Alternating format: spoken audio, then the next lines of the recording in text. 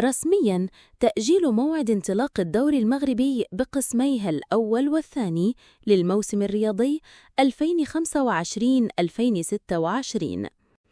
أعلنت العصبة الوطنية لكرة القدم الاحترافية اليوم الجمعة عن تأجيل موعد انطلاق منافسات الدوري المغربي بقسميه الأول والثاني للموسم الرياضي 2025-2026.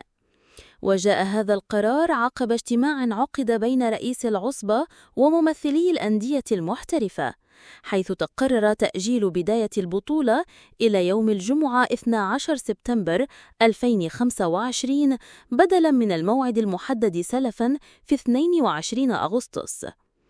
وأوضحت العصبة في بيان رسمي أن سبب التأجيل يعود إلى مشاركة عدد كبير من لاعبي البطولة في منافسات بطولة كأس إفريقيا للاعبين المحليين الشان.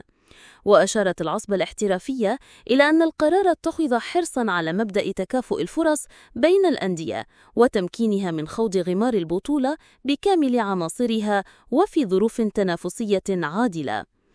وبسبب تأجيل موعد انطلاق الدوري المغربي، قررت العصبة الاحترافية كذلك تمديد فترة الانتقالات الصيفية 2025، وذلك وفقاً للضوابط القانونية والتنظيمية المعمول بها في لوائح الميركاتو.